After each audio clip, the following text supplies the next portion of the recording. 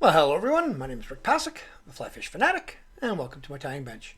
Today I will be tying a fairly simple lake leech pattern. Love these patterns, all dubbing, super simple, absolutely nail fish. And I'll be introducing, well, not introducing because I've used it a few times, but I'll be using a new product from Semperfli. So here we go.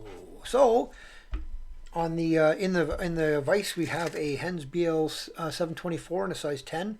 I do them in a 8, 10, 12 in this pattern. It's a slightly longer hook for just a streamer pattern, right? So bead is just a 1/8 chartreuse.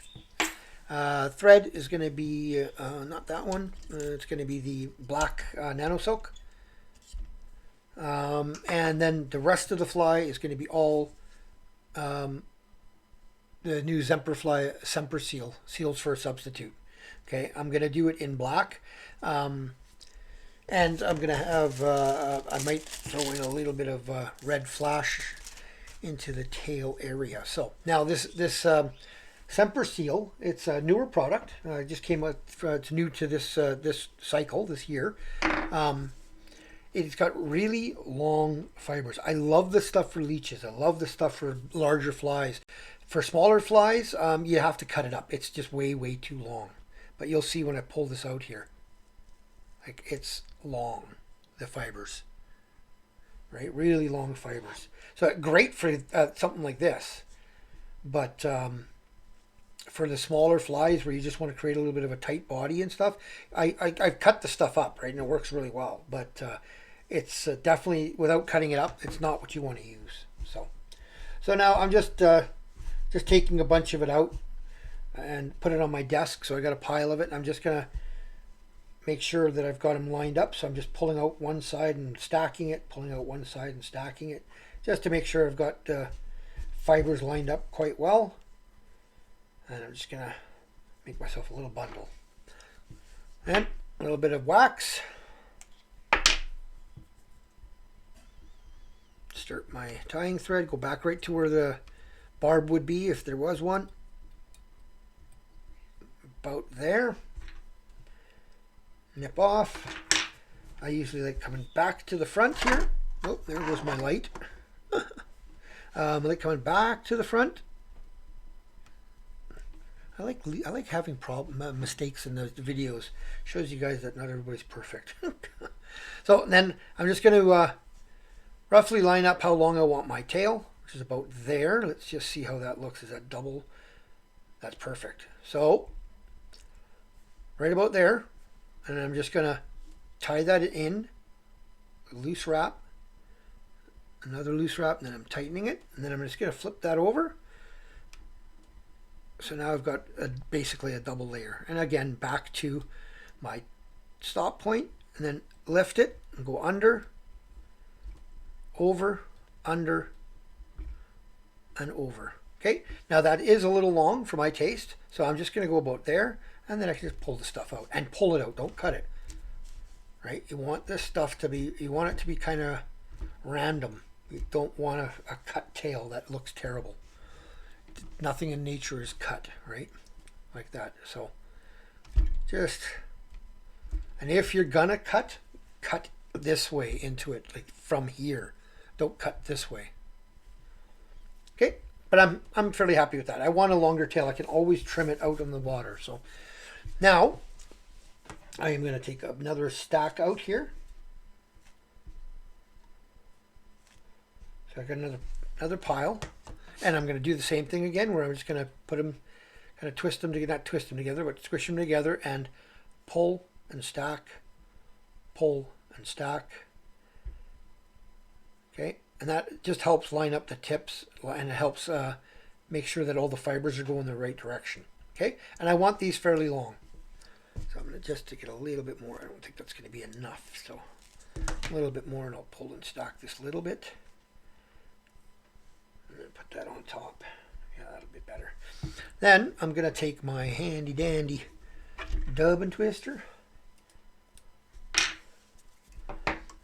Come back a little bit, and I'm going to wax my thread from both sides.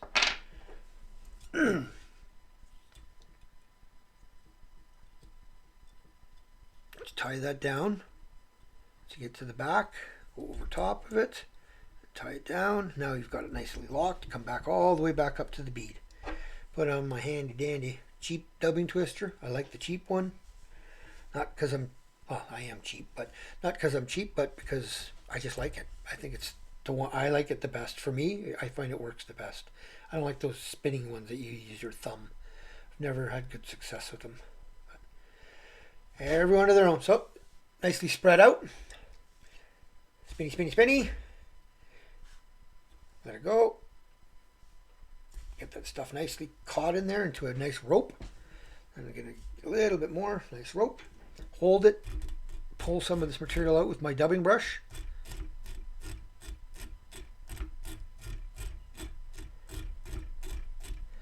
Just some of it. I don't pull it all out.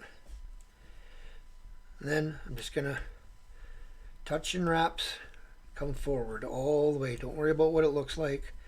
And I didn't put any flash in this one. I could have put a little bit of flash in the tail right there if I wanted. I didn't on this one. But so right up. Lock it. 2, 3 times. 3 times in front. 1 behind, 1 in front, 1 behind, 1 in front. Cutty cutty. Then what I like doing up here is I also like taking just a little bit more. If I had red, I'd put a little bit of red in there, but I don't. So it's going to take a little bit of this. And again, I'm going to wax the crud out of my thread. I really want this stuff to stick to it. So I'm just taking a little bit extra. And I just hand dubbed it on. I want to make sure I've got quite a bit right in behind this bead. And you'll see why in a minute.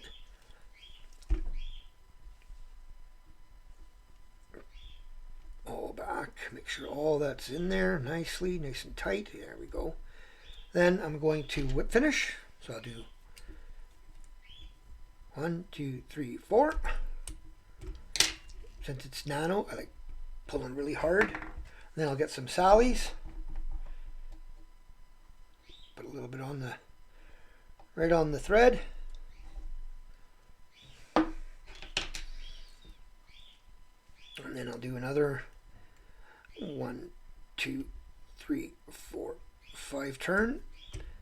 And I'm just going to do just one more. I like doing 2 to 3 sets of whip finishes on these flies because I'm going to get pretty darn aggressive right now with pulling this material out. And sometimes you can pull out one of the whip finishes. So I like having a backup. So that's pretty ugly right there.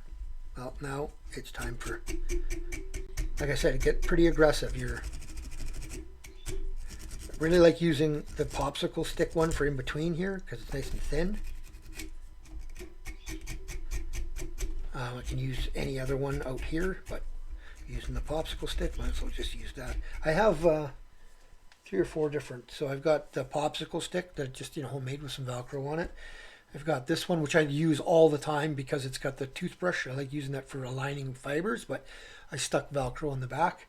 Plus I've got the Stonefo has a Velcro one with a little comb on it. This is a pretty cool little tool, and it's nice and skinny too to get in here, right? So, but that one's getting a little old. I've been used it a lot, so yeah, really aggressive.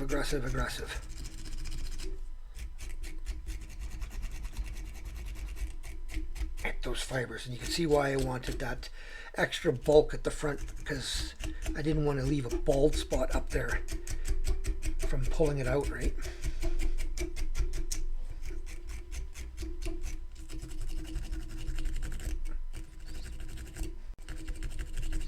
You can even put a little red underbody if you like before you tie this on, because as you pull this all out, it does expose a little bit of that underbody.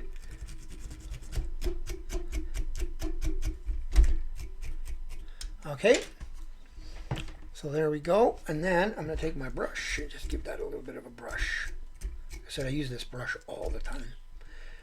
And now if I would have had a little bit of the red tinsel in the back, I mean, would have been great too. But I like having some that are just straight all black.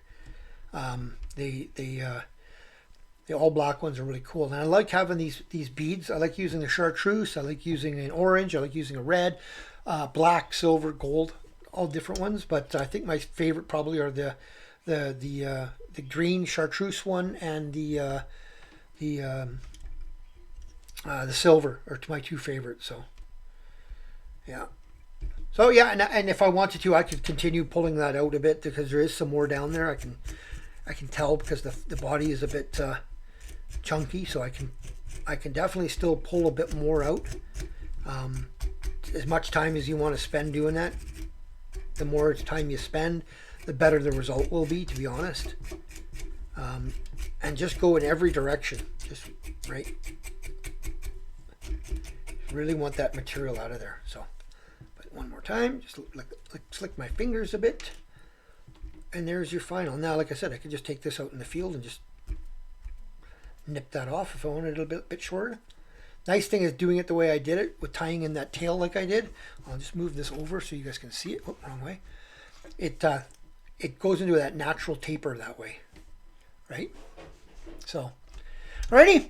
Well, I hope you guys enjoyed that. Like I said, it's a really simple little pattern, all black. If I would have had a couple of pieces of red flash in the tail there, that would have been cool too. But I like having some without any flash, right? So, alrighty. Well, I hope you guys enjoyed that. If you did, give her a thumbs up. If you've subscribed, thank you. If you have not, please consider doing so. And we'll see you in the next tie-in video. Tie lines, everyone.